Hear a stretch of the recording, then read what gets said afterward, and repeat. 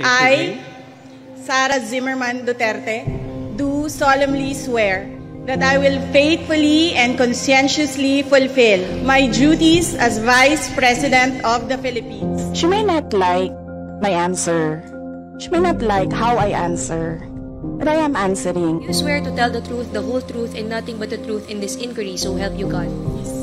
Pag pinatay ako, patayin mo si BBM, si Lisa Araneta, at si Martin Romales. No joke. Imagined myself cutting his head.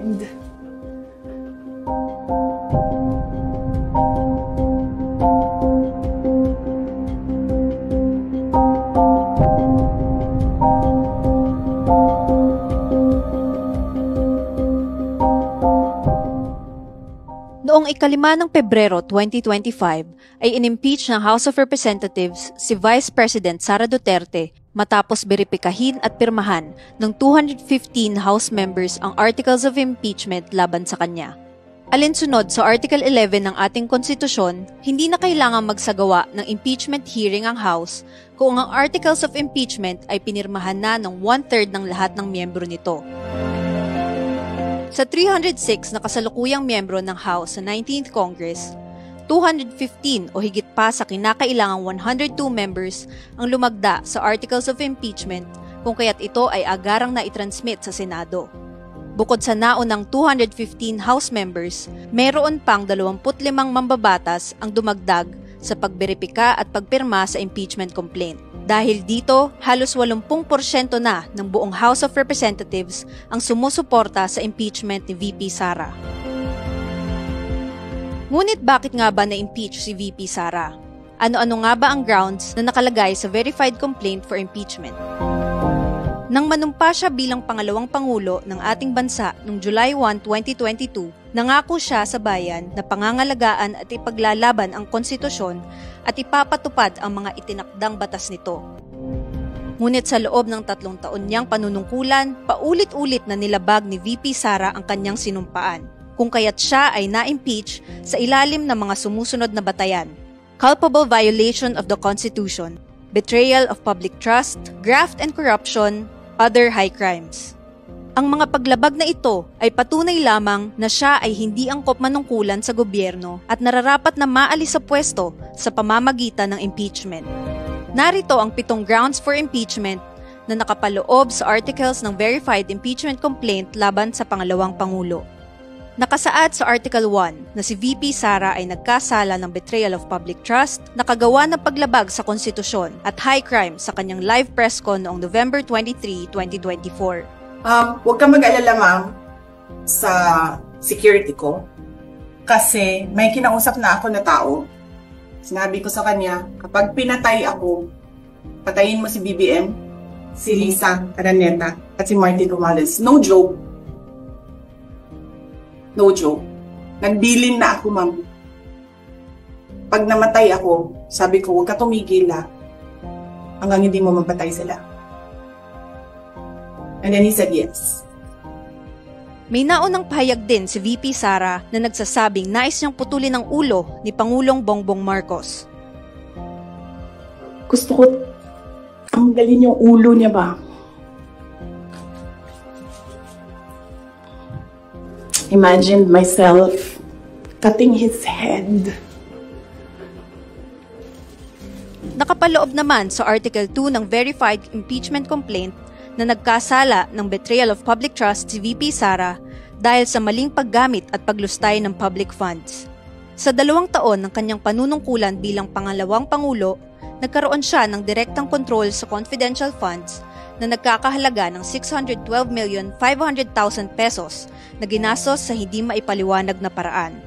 Ayon naman sa liquidation report ng OVP, ang 2022 confidential fund sa halagang 125 million pesos ay na-liquidate at na-disburse mula December 21, 2022 hanggang December 31, 2022 o sa loob lamang ng 11 araw kung saan 4 pa rito ay non-working holiday.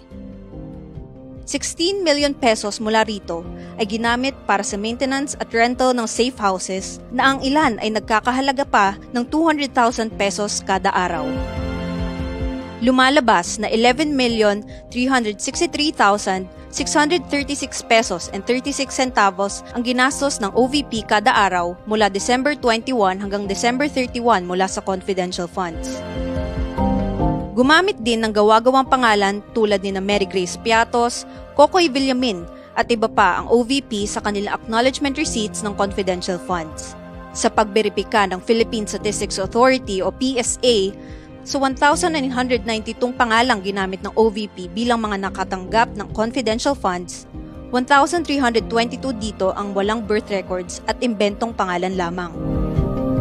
Sa Article 3 ng Verified Complaint for Impeachment, isinasaad na hindi angkop manungkulan sa gobyerno si VP Sara dahil sa bribery at graft and corruption.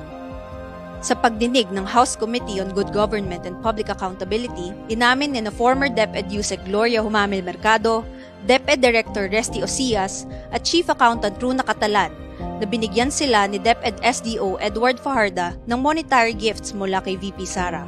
Ang mga opisyal na ito ay responsable sa mga bidding projects sa DepEd. Ang hayagang pagpapahintulot ng gawaing ito ay direktang paglabag ni VP Sara sa RA 3019 at RA 6713 patungkol sa Code of Conduct and Ethical Standards for Public Officials and Employees. Ipinapakita naman sa Article 4 ng Verified Complaint for Impeachment ang nagawang paglabag ni VP Sara hinggil sa hindi maipaliwanag na yaman at pagkabigong ipakita sa SALN ang kabuuan ng kanyang ari-arian. Ang pagtaas sa net worth at assets ni VP Sara ay labis at hindi makatwiran para sa isang opisyal ng gobyerno. Hindi angkop ang pera niyang naipon kung pagbabatayan ang sweldo niya sa gobyerno.